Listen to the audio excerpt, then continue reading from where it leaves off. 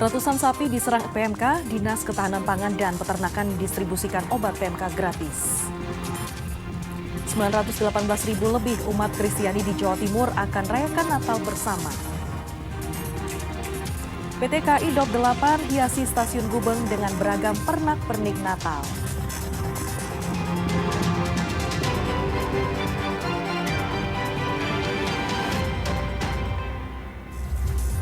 Halo saudara, apa kabar Anda hari ini? Kita berjumpa lagi dalam Kompas Jatim. Selain 3 informasi utama tadi, tim redaksi kami telah menyiapkan sejumlah informasi yang penting dan inspiratif lainnya. Bersama saya Vina Putri, kita jelang Kompas Jatim di Kompas TV, independen terpercaya.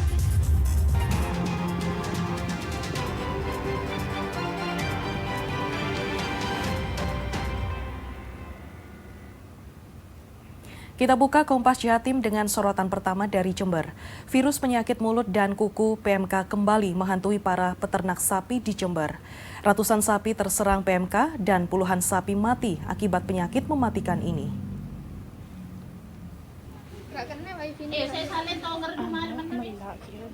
Virus penyakit mulut dan kuku PMK kembali menghantui para peternak sapi, salah satunya peternak sapi di Dusun Kalimalang, Desa Mayangan, Kecamatan Gumukmas, Jember. Seekor sapi miliknya tiba-tiba roboh dan kesulitan bernafas hingga akhirnya mati dengan kuku dan mulut terluka, serta mulut mengeluarkan lendir. Sapi milik Khotimah ini mulanya tidak mau makan karena mulutnya terluka mengeluarkan lendir, berbusa, dan kuku kaki terluka. Sebelumnya upaya pengobatan sudah dilakukan dengan berbagai cara hingga menghabiskan uang ratusan ribu. Namun sapi berbobot hampir 800 kg berjenis limosin mati itu tak tertolong. Tak hanya seekor sapi, virus PMK yang mematikan juga menular ke sapi miliknya yang lain hingga harus ditempatkan di kandang khusus.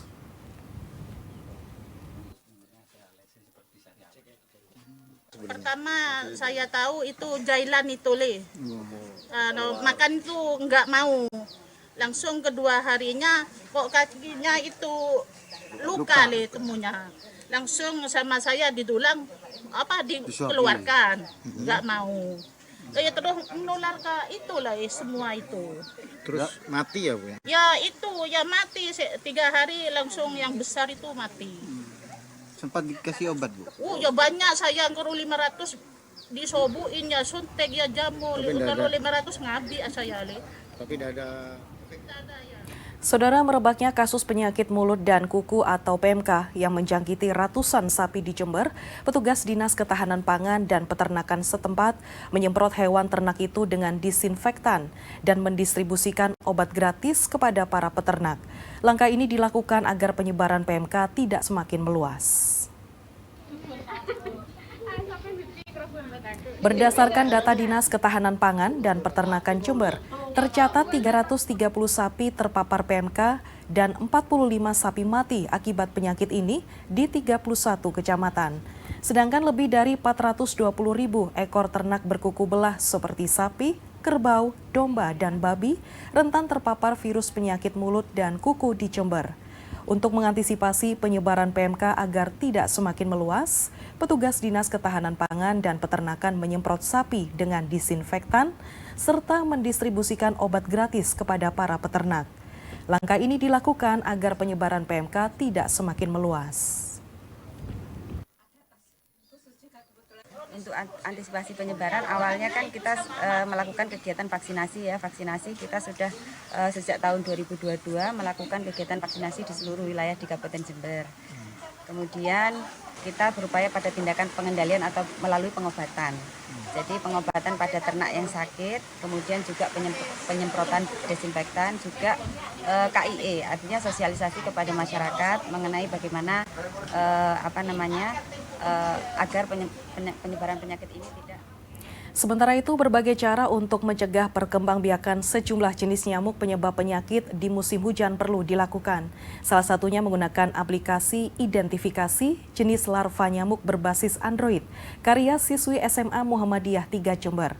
Hal ini memudahkan tim Dinas Kesehatan mencegah penyebaran beberapa jenis penyakit dampak gigitan nyamuk. Adalah Joyce Amirah Lesmana, pelajar yang mampu menciptakan aplikasi identifikasi jenis larva nyamuk berbasis Android. Pelajar kelas 11 di SMA Muhammadiyah 3 Kabupaten Jember ini menamai aplikasinya dengan Larva Camp. Aplikasi ini diciptakan berawal dari banyaknya jentik nyamuk di kolam sekolahnya dan sejumlah temannya terjangkit penyakit demam berdarah. Joyce kemudian mengambil larva di sekolah dan menelitinya menggunakan kaca preparat cekung. Lalu difoto dengan kamera Android yang dilengkapi lensa 200 kali perbesaran. Hasil foto diolah dalam aplikasi Larva Camp yang disambungkan ke situs identifikasi hingga muncul hasil identifikasi larva nyamuk. Larva nyamuk yang diidentifikasi ada 3 jenis, yakni larva Aedes berbentuk rambut halus, penyebab penyakit demam berdarah. Larva Culex berbentuk antena, penyebab virus West Nile atau penyakit demam dan sakit kepala. Serta larva Anopheles tidak memiliki bulu, penyebab penyakit malaria. Nah, untuk mendeteksinya sendiri kan tidak semua kamera itu mumpuni untuk menzoom agar ciri morfologinya itu terlihat dengan jelas. Makanya terkadang kalau kita mau menerapkan di puskesmas diperlukan peralatan tambahan atau namanya lensa kamera. Ini terjual di umum, kita pasarkan seperti ini, lalu kita masuk ke aplikasinya Larva Camp. Nanti di Larva Camp itu habis difoto, gambarnya itu akan direduksi atau dikecilkan dan nanti akan muncul hasil dari prediksi disertai dengan visualisasi heatmap sebagai penguat dari sistemnya.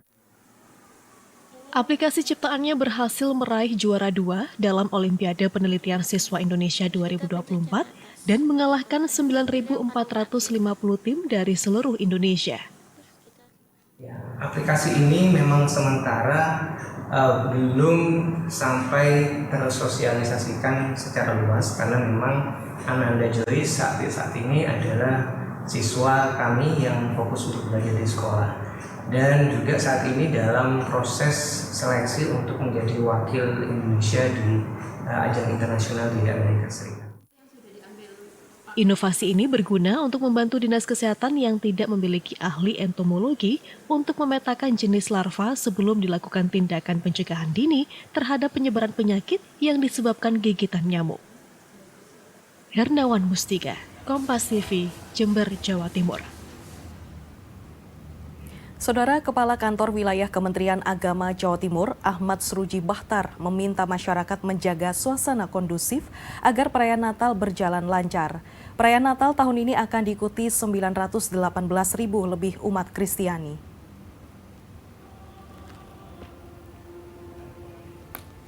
Kepala Kanwil Kemenak Jawa Timur Ahmad Sruji Bahtar meminta masyarakat mewujudkan suasana kondusif dalam menyambut dan merayakan Natal tahun ini. Kanwil Kemenak Jawa Timur juga berkoordinasi dengan sejumlah stakeholder agar perayaan Natal berjalan lancar dalam suasana kerukunan hidup dan toleransi antar umat beragama.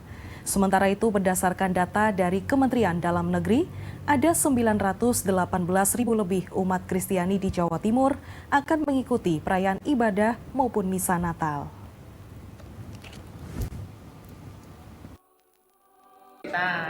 Saya yakin nanti ada rapat koordinasi ya dengan lintas pihak, dengan semua pihak. Dan agama tentunya saya sudah menyampaikan kepada Bapak Nayub, kita membantu saudara-saudara kita dalam menjalankan aktivitasnya agar kita ikut membantu memberikan pengamanan kepada saudara. Saudara, PT KAI Daup 8 Surabaya menghias stasiun dengan beragam pernak-pernik Natal, salah satunya di Stasiun Gubeng, Surabaya. Momen ini dimanfaatkan para penumpang dengan bersuah foto bersama keluarga atau teman.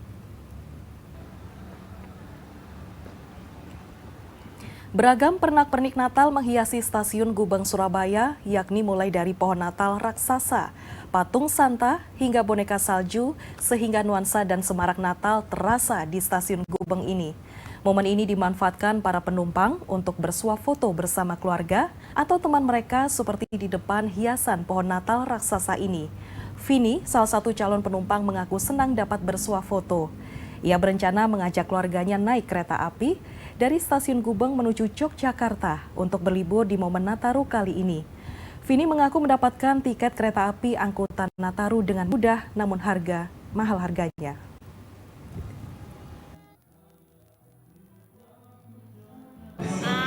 Ya penambah semarak, suasananya lebih meriah, terus anak-anak kan juga happy, juga bisa ambil foto-foto di spot-spot foto yang ada di KAI, di stasiun Google. Tadi rencana mau kemana sih? Kita rencana mau ke Jogja, Mas. Petugas Jasa Marga Tol Ngawi Kertosono Kediri atau JNK mengimbau para pengendara agar memacu kendaraan maksimal 70 km per jam, sebab setiap bulan Desember sudah memasuki musim hujan. Menjelang libur Natal dan Tahun Baru, Jasa Marga Ngawi Kertosono Kediri atau JNK meminta pengguna jalan tol yang melintas di Jalan Tol Ngawi Kertosono untuk selalu berhati-hati karena saat ini sudah memasuki musim hujan. Pengendara yang melintas di jalan tol diimbau untuk tidak ngebut, terutama saat cuaca dalam kondisi hujan lebat. JNK menyarankan kecepatan pacu di jalan tol saat hujan maksimal 70 km per jam. Hal itu guna mengantisipasi kecelakaan akibat adanya genangan air di permukaan jalan. Titik yang wajib diwaspadai oleh pengguna jalan tol Ngawi Kertosono, salah satunya di kilometer 630 masuk wilayah Kabupaten Nganjuk yang kerap terjadi angin kencang dari arah selatan dan menyebabkan kendaraan oleng. Diperkirakan jumlah kendaraan saat libur Nataru di tol Ngawi Kertosono mencapai 205.000 kendaraan dan saat arus balik ada 209.000 kendaraan. Puncak hujan akan terjadi genangan tipis di permukaan jalan yang mengantri masuk, airnya mengantri masuk ke drainase dan tebal air di permukaan jalan lebih dari 3 cm saja itu sudah cukup untuk menghilangkan traksi dari roda. Jadi kami pesankan sekali lagi kalau musim hujan jangan ngebut, maksimum barangkali 70. Saya kira 70 ya, kecepatan ya? 70. Nah itulah kecepatan yang disarankan pada saat hujan, terutama lebat. Jadi memang nanti diperkirakan untuk arus mudik ya, itu akan ada kurang lebih 205.000 kendaraan dari periode itu 18 sampai 4 Januari, di mana puncak Natal itu di tanggal 21 Desember itu diperkirakan sebesar 17.900 kendaraan, hampir 18.000 kendaraan, dan nanti puncak mudik di tahun baru tanggal 28 Desember itu kurang lebih 4. Buntut tanggul jebol, Komisi C DPRD Surabaya minta maksimalkan serapan anggaran. Sesaat lagi informasinya, tetaplah di Kompas Jatim.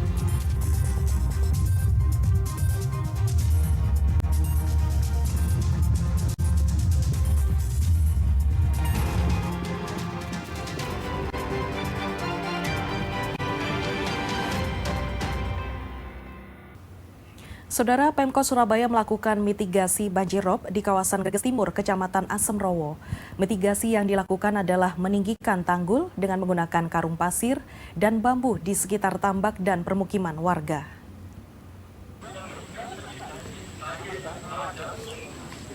Untuk mencegah kembali terjadinya banjirop yang meluap ke rumah warga, Wali Kota Surabaya Eri Cahyadi dan warga bergotong royong meninggikan tanggul menggunakan karung pasir.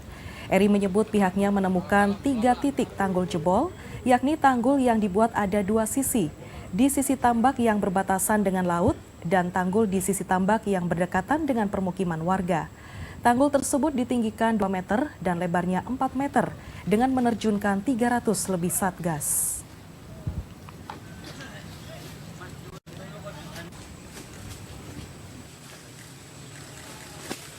Tiga titik ya yang jebol.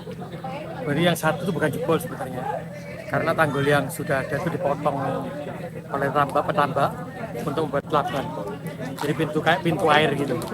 Nah ketika membuat laban belum selesai dibolongi koropnya. Makanya tadi saya bilang sama petani tambak, saya nyuwun tolong kalau sudah ditanggul ojo dipotong dhisik, kalau wis melewati masa rob baru membuka pintu air.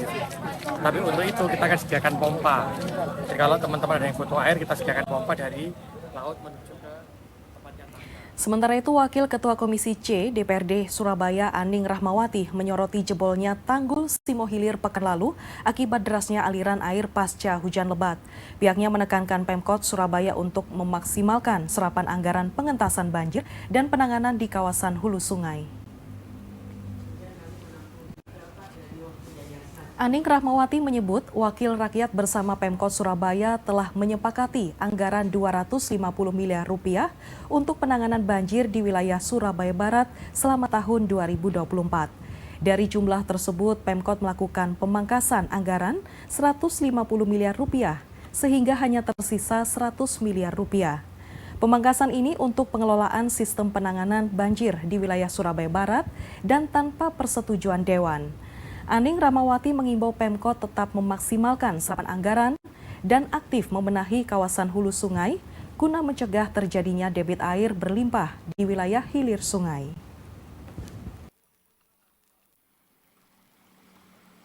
Jadi sebetulnya kita sudah mengoptimalkan terkait anggaran. Anggaran itu kita sudah kuatkan dengan sistem yang ada di Surabaya Barat. Namun kemarin seiring dengan perjalanan waktu, proses rasionalisasi itu dilakukan tanpa persetujuan Dewan.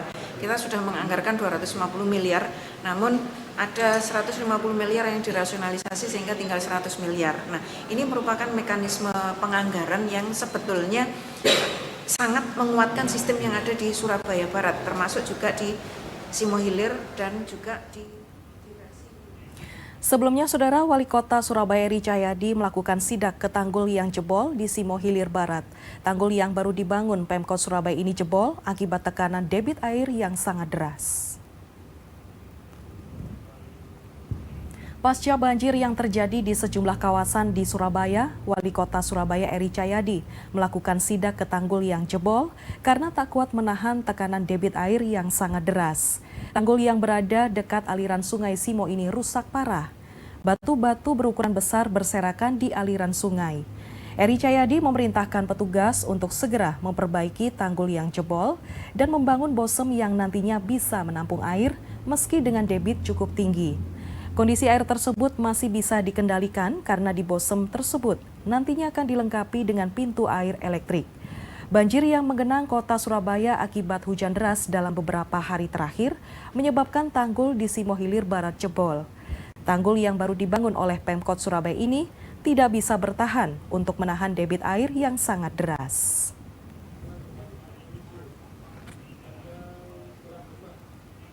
Saudara, curah hujan tinggi dalam beberapa hari terakhir di Bojonegoro menyebabkan debit air Bengawan Solo berada pada posisi siaga 2 banjir. Kondisi ini menyebabkan tanggul anak sungai jebol sepanjang 10 meter dan ribuan hektar tanaman padi usia 40 hari terancam gagal panen. Beginilah kondisi tanggul Sungai Apur di Desa Kedung Primpen, Kecamatan Kanor, Bojonegoro. Sungai Apur merupakan anak sungai Bengawan Solo yang saat ini dalam kondisi siaga 2 banjir. Ada 2 kecamatan terancam banjir dan ribuan hektar tanaman padi yang sudah menginjak masa berbuah di usia 40 hari terancam gagal panen. Petani dibantu tim gabungan dari TNI Polri, Badan Penanggulangan Bencana Daerah BPBD, dan Jasa Tirta berupaya menutup tanggul yang jebol demi melindungi tanaman padi. Namun saat ini sudah 900 hektar tanaman padi sudah terendam banjir. Sudah 2 hari. 2 hari ya? Sejak tadi pagi jebolnya pukul sekitar 6. Terus yang dilakukan warga dan petugas ini apa, Pak? Warga gotong royong untuk menanggulangi tanggul Apur Wates ini supaya mengamankan petani di wilayah Desa Kedung Primpen, Desa Kedung Primpen, Kecamatan Kanor, Desa Pucangaro, juga yang lain juga Desa Karanggayu, Pomaan. Ada 2 kecamatan gitu, Pak ya? Ini ada 2 kecamatan, Borno sama Kanor. Borno sama. Luas lahan sendiri ada berapa hektar, Pak? Luas lahan Kelezatan menu bunga kecombrang berpadu daging salmon. Sesaat lagi informasinya, tetaplah bersama kami.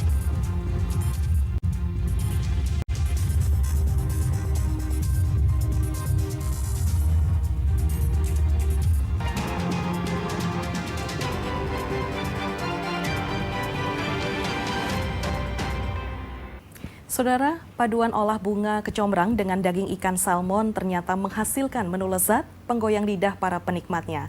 Tak heran menu salmon kecombrang hasil kreasi chef di Hotel Santika Gubeng, Surabaya ini pun menjadi menu favorit yang sehat dan kaya protein. Dan informasi ini sekaligus menutup jumpa kita di Kompas Jatim hari ini.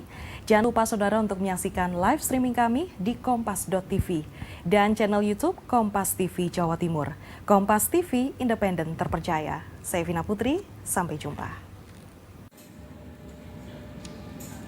Bunga kecombrang dikenal sebagai tanaman tropis yang kaya akan manfaat. Tanaman ini kerap ditemukan di berbagai daerah di Indonesia. Oleh masyarakat, bunga kecombrang biasanya diolah sebagai makanan tradisional. Selain nikmat disantap, bunga kecombrang juga dikenal memiliki banyak manfaat bagi tubuh. Di antaranya sebagai antioksidan. Dari hal inilah, Chef Afrik Apriyono membuat menu olahan berbahan dasar bunga kecombrang. Bunga kecombrang yang masih segar dipadukan dengan ikan salmon. Untuk membuat salmon kecombrang, pertama-tama haluskan sejumlah bumbu, di antaranya bawang merah, bawang putih, cabai merah, kunyit, lada, garam, penyedap, dan santan. Setelah itu, tumis bahan-bahan ini dalam api kecil. Selanjutnya, panggang ikan salmon di atas wajan dengan api sedang. Proses memanggang salmon ini dilakukan untuk mengurangi kandungan minyak dalam kulit salmon, sehingga ikan salmon tidak mudah hancur saat proses pengolahan berikutnya. Setelah salmon cukup matang, campurkan dengan bumbu-bumbu yang telah ditumis dan masak hingga matang. Terakhir, sajikan salmon dengan salad sayur dan kentang goreng. Rasanya salmonnya juicy, terus habis gitu bumbunya juga rempahnya itu kerasa banget. Lebih ke creamy ya, jadi cocok lah buat lidahnya orang Indonesia. Menurut Mbak, salmon tuh cocok nggak sama kecombrang ini? Baru kali ini saya coba dan ternyata enak banget, cocok, jauh dari ekspektasi sih. Sebenarnya agak lain ya, maksudnya jarang banget salmon campurannya kecombrang, ternyata ini enak banget. Kecombrang memiliki cita rasa yang khas, yakni asam seperti lemon, tetapi juga terdapat rasa pedas seperti jahe. Cita rasa kecombrang yang unik dipadukan dengan ikan salmon yang gurih, membuat perpaduan keduanya menjadi makanan yang lezat dan menarik. Salmon kecombrang pun menjadi favorit pengunjung. Kita inspirasinya dari beberapa rempah yang ada di Indonesia ini kan sangat banyak ya. Jadi saya kombinasikan dengan makanan Western atau Eropa yang selama ini kalau di Indonesia itu menggunakan ikan-ikan lokal. Nah, biar tamu mancanegara itu mengenal bumbu rempah Indonesia, kita kolaborasikan dengan ikan salmon. Jadi fusion ya? Jadi kita fusionkan. Untuk menikmati satu porsi salmon kecombrang dipatok harga Rp115.000. Bagaimana? Tertarik untuk mencobanya? Kika Madona, Kompas TV, Surabaya, Jawa Timur.